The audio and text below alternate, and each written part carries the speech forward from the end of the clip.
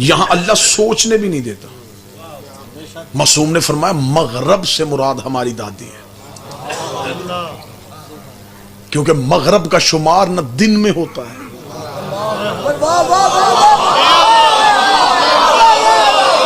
نہ رات. مغرب خاص وقت ہے جو دیکھا ہی نہیں جا سکتا.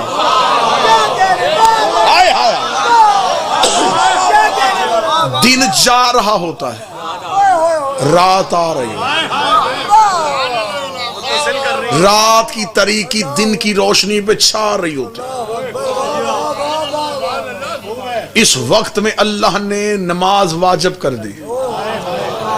نبی سے بھی کہا تھا فصلی لربک، جب زہرا مل جائے پھر شکر کی نماز پڑھ.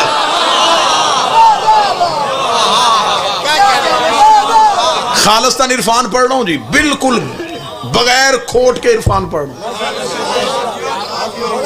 مولا حسین دن جا رہا ہوتا ہے، رات آ رہی ہوتی، رات کی تاریکی دن کی روشنی پہ پڑ رہی ہوتی. مغرب کا وقت دکھنے میں آتا ہی نہیں، پتہ ہی نہیں چلتا، کوئی مغرب کو دیکھ ہی نہیں سکتا.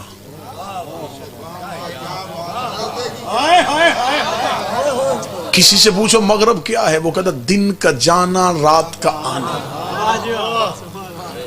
آنکھیں یا دن دیکھتی ہیں یا رات دیکھیں، درمیان میں سے مغرب تیزی سے گزر جاتا ہے.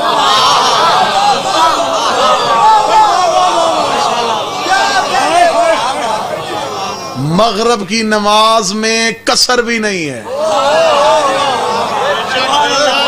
زہرا پہ قصر ہوتی ہی نہیں ہے.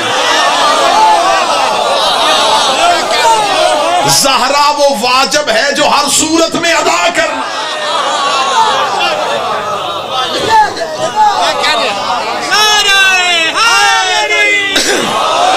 مغرب کا ایک ہاتھ دن پہ ہوتا ہے، ایک رات پہ ہوتا ہے. جو رات اور دن کو روک کے رکھے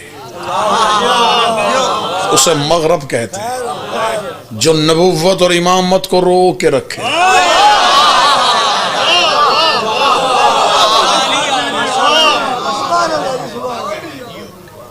ایسے ایسے راز پڑے جائیں، عقلیں زخمی ہو جائیں، دانتوں کو پسینہ آ جائے.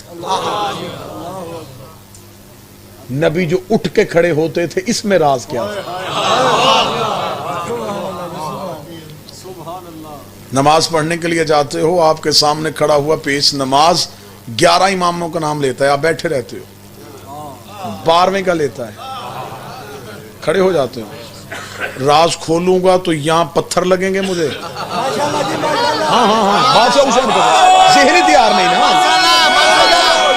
ذہنی تیار نہیں،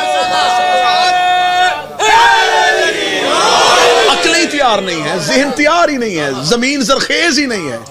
میں بس اشارہ کر کے یوں گزر جاؤں گا، نہ مجھے روکنا نہ ٹوکنا. 11 اماموں پہ بیٹھے رہے، 12ویں پہ کیوں اٹھ کے کھڑے ہوئے؟ اس لیے کہ رعیت پہ واجب ہے حجت کے احترام میں کھڑے ہونا. بادشاہ حسین جو سمجھ گئے ہیں تمہیں کبھی کسی کا محتاج نہیں. رعیت جب بھی کھڑی ہو حجت کے لیے کھڑی ہوتی ہے، رعیت جب بھی کھڑی ہو حجت کے لیے کھڑی ہوتی ہے. اس لیے میرے امام نے فرمایا تھا ہم کائنات پہ حجت ہے، ہماری ماں ہم پہ حجت ہے.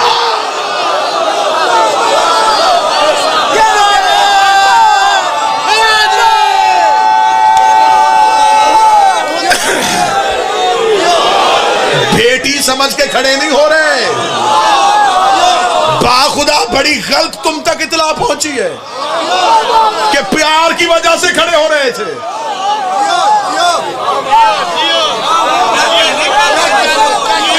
تمہارے ذہنوں کو کیا کہہ دیا گیا؟ پیار تھا بڑا بیٹی سے، واجب تھا. یہ ممبر کے گلا پہ ہاتھ اگلے 3 دن آؤں گا، حوالہ نہ دکھا سکوں، ساری زندگی ممبر پہ نہ آنے دینا. سوشل میڈیا کا دور ہے، کلپ ڈال دینا انٹرنیٹ پہ. غلط پڑھا تھا ملتان میں، ثابت نہیں کر سکا، اتار دیا ہم نے ممبر سے. کتابوں سے ثابت کرنے کے لیے تیار. کس نے تمہیں کہا ہے کہ شہزادی روز مسجد میں آتی تھی تو نبی اٹھتے تھے؟ نبی کی دیوار، گھر کی دیوار ایک تھی. نبی منبر پہ بیٹھ کے خطبہ دے رہے ہوتے, شریعت کی بات بتا رہے ہوتے, یکدم خطبہ روکتے, اٹھ کے ممبر سے ہٹ کے کھڑے ہو جاتے, تھوڑی دیر بعد پھر ممبر پہ بیٹھ جاتے, پھر اٹھتے پھر کھڑے ہو جاتے. صحابہ نے کہا یا رسول اللہ اٹھنے بیٹھنے کی وجہ کیا ہے؟ فرمایا دیوار کے پیچھے سے زہرا گزرتی ہے,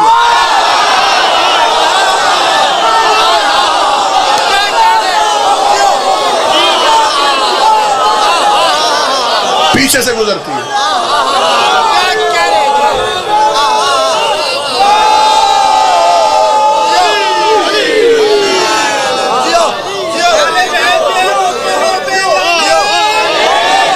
میں صرف آگے نہیں دیکھتا, پیچھے دیکھتا. چند دن کی بھی زہرا گزری ہے, گزری نہیں, شہزادی کو اٹھا کے بھی اگر گزارا گیا ہے. اب کہاں احترام بیٹی کے پیار کی وجہ سے نہیں, احترام حجت کی وجہ سے. تمہیں کیا پتا کہ مصطفیٰ کی نظر میں زہرا کیا تھی؟ راز نہیں پڑھے گا. دکھ ہے مجھے, تکلیف ہے میرے اندر سے, میرا اندر جلتا ہے کہ میری قوم کے بچوں کو ہی سیدہ نہیں سنائی گئی. نبی کی بیٹی, علی کی زوجہ, حسنین کی مادر, جنت کی عورتوں کی سردار, بس یہ فضیلت. تمہیں خبر ہی نہیں کہ رسول کے گھر میں اللہ کا کون سا راز رہتا تھا.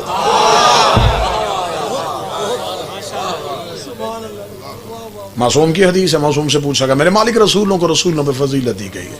فرمایا دی گئی ہے. میرے مالک 313 میں سے اولو العزم 5 کیوں ٹھہرے؟ فرمایا ان کے پاس ایک علیحدہ عہدہ تھا. میرے مالک وہ عہدہ کس بنیاد پہ دیا گیا؟ امام اصل جواب سے بچتے رہے, امام سائل کے مطابق جواب دیتے رہے. سائل نے کہا نہیں مولا مجھے بتا حقیقت کیا ہے, یہ اولو العزم کیوں بنے؟ امام کے چہرے کے تیور بدل گئے. امام نے کہا اگر حق سننا چاہتا پھر سن, ان 5 کو میری دادی کا نام لینے کی اجازت دی گئی تھی. اس میں سیدہ کی اجازت کی وجہ سے اولو العزم ہو گئے. اس نے کہا مولا انہیں اجازت ملی وہ اولو العزم, تو ہمیں اجازت کیوں دی؟ مومن کو سیدہ کا اسم لینے کی اجازت کیوں دی؟ فرمایا اس لیے کہ مومن کے دل میں حسین رہتا ہے, جہاں حسین رہتا ہو زہرا وہاں خود ہی آ جاتی ہے.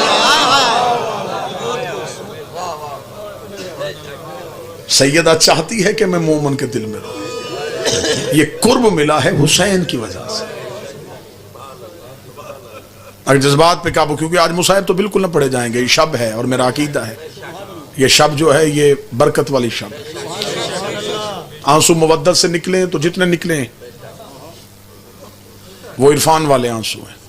تسلیم کرنا ہے سیدہ کو, منزل تسلیم پہ جانا ہے. سیدہ کیا ہے اسے تسلیم کرنا ہے. کیونکہ میں بار بار کہہ رہا ہوں, کل بھی میں نے کہا تھا کہ میں فدق کے حقائق آپ کے سامنے اس لیے پڑھوں گا گھر گھر میں مناظر پیدا ہو. قبلہ مبلغ اعظم مولانا اسماعیل کہا کرتے تھے اگر شیعت کی ترویج چاہتے ہو تو اپنے بچوں کو 2 چیزیں یاد کروا دو, ایک فدق, ایک غدیر.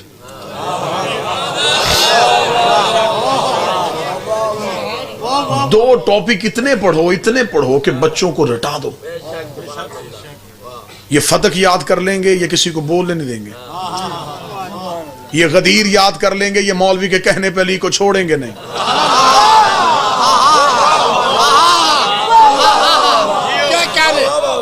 نسلوں کی تربیت سے انداز سے کرو. فدق کیا ہے بس تھوڑی سی اس کی وضاحت کروں گا, پھر جو بچ جائے گا وہ کل پہ چھوڑ دیں گے. فدق کے لیے, کیونکہ آج کا موقع میں غنیمت اس لیے سمجھ رہا ہوں کہ آج مصائب کا حصہ بھی فضائل میں آ جائے. فدق کی تاریخ کیا ہے, فدق کی ہسٹری کیا ہے؟ ایک تو اس کے ساتھ کبھی بھی زندگی میں لفظ باغ استعمال نہ کرنا. باغ استعمال کرو گے تو جگیر چھوٹی نظر آئے گی.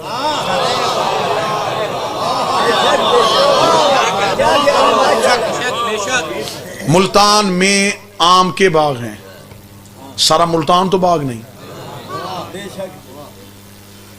فدق اگر کہیں گے نا باغ تو لگے گا ایک چھوٹا سا خطہ تھا. اسے کہو جگیر فدق. یہ جگیر تھی, یہ ایک مکمل پراپرٹی تھی, اس کے اندر کئی باغات تھے.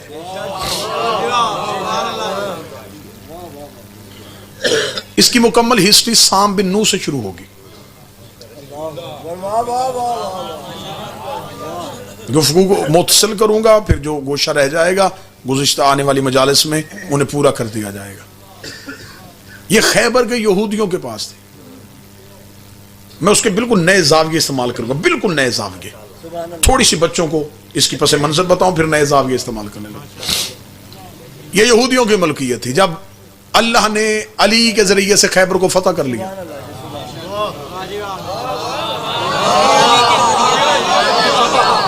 بسم اللہ صاحب، بسم اللہ سرکار۔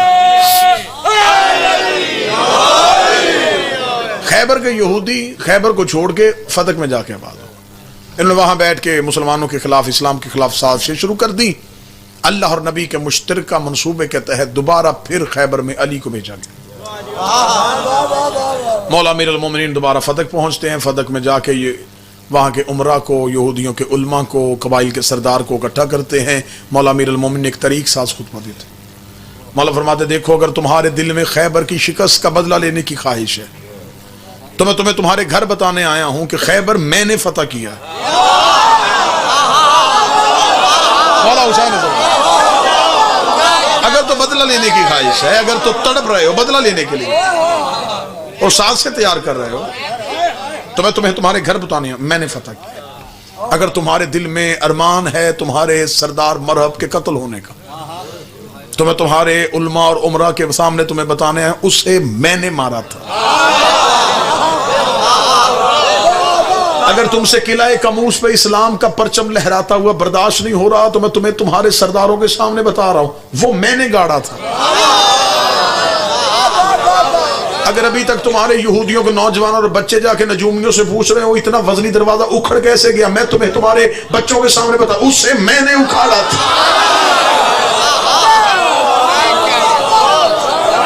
مولا امیر المومنین نے مکمل اعترافات کرنے کے بعد کہا کہ اگر تو تمہیں بدلہ لینے کی خواہش ہے تو میں علی آیا ہوں، اگر لڑنا چاہتے ہو، اگر میدان جنگ سجانا چاہتے ہو تو میں علی تمہیں تمہارے گھر میں آ کے کہہ رہا ہوں میں مقابلے کے لیے تیار ہوں۔ یہ سوچ کے اترنا، ہاتھ بھی وہی ہے تلوار بھی وہی ہے۔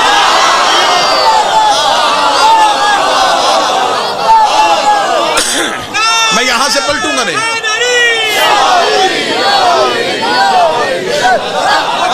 میں یہاں سے پلٹوں گا نہیں۔ وقت کا تعین کر لو کس دن جنگ کرنی۔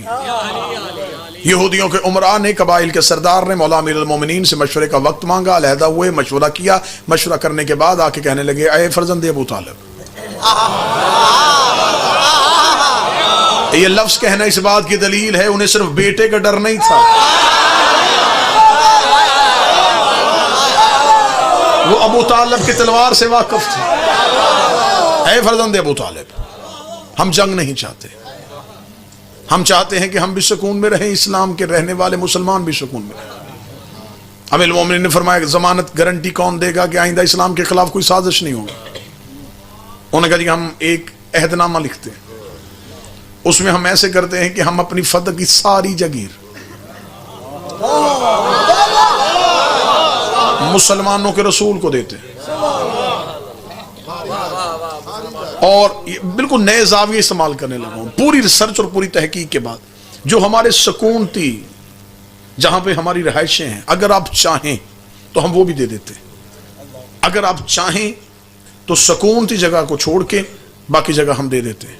امیر المومنین نے فرمایا ہم کسی کو بے گھر نہیں کرتے،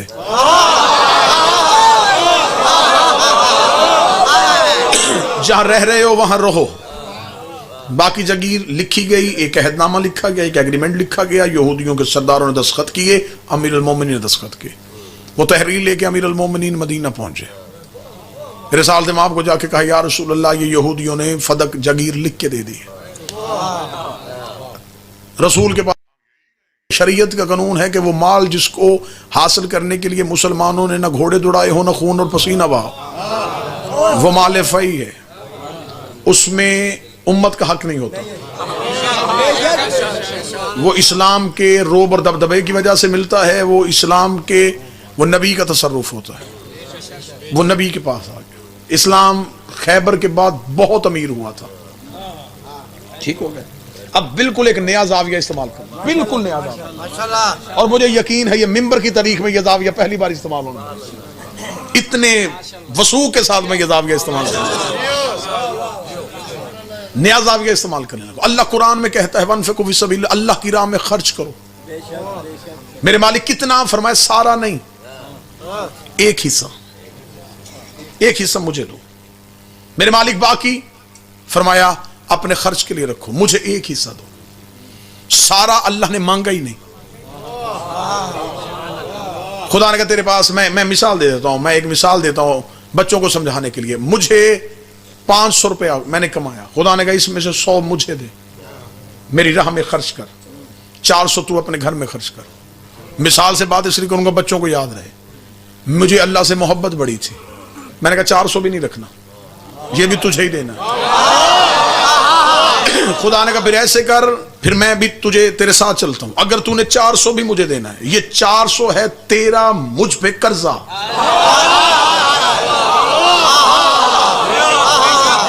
یہ 400 میں محفوظ کر لیتا ہوں، یہ قرضہ ہو گیا تیرا، میں نے تجھ سے مانگا نہیں، تو نے دے دیا، یہ ہو گیا قرضہ، جب چاہے میں واپس پلٹاؤں گا۔ میرا 400 توحید کے ساتھ میں نے 500 اور خرچ دیا، وہ اکٹھا ہوتا رہا اللہ کے خزانے میں، میں دنیا سے چلا گیا، قرض آتا ہے اگلی نسل میں منتقل، اب جو میرا وارث ہوگا وہ اس قرض کو وصول کر سکتا ہے، وہ کہہ سکتا ہے میرے اللہ میرے باپ نے تیری راہ میں کچھ خرچ کیا تھا۔ ایسی دنیا میں لا تعداد مثالیں موجود ہیں۔ اب یہ زاویہ پہلی بار ممبر کی تاریخ سے استعمال ہونے لگا، ملتان سے دعا لوں گا اور پھر پوری دنیا میں پڑھ دوں گا۔ اللہ نے مانگی تھی خدیجہ سے تھوڑی سی دولت، خدیجہ نے دے دی اللہ کی راہ میں ساری دولت۔ اللہ نے کہا، خدا نے کہا خدیجہ توحید مقروض ہو گئی ہے، خدیجہ کا قرضہ اللہ کے اوپر آتا گیا، بی بی دنیا سے چلی گئی، بی بی کی اکلوتی بیٹی تھی، نام اس کا زہرا تھا، خیبر میں اسلام امیر ہو گیا، خدا نے کہا محمد اب اسلام امیر ہو گیا ہے، زہرا کو بلا میرا قرضہ واپس کر۔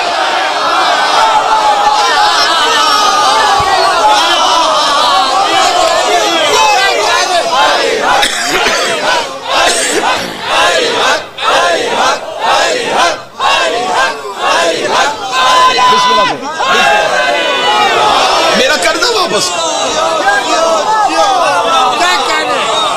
جو قرض خدیجہ نے دیا تھا اسے واپس کر۔ آئے میرے نوجوانوں، سوال دشمنوں پہ تبدیل کریں۔ زہرا وراثت لینے نہیں گئی تھی، اپنا قرضہ واپس لینے گئی تھی۔ حاکم نے سیدہ کی ملکیت پہ قبضہ نہیں کیا، اللہ کے قرض پہ قبضہ کیا۔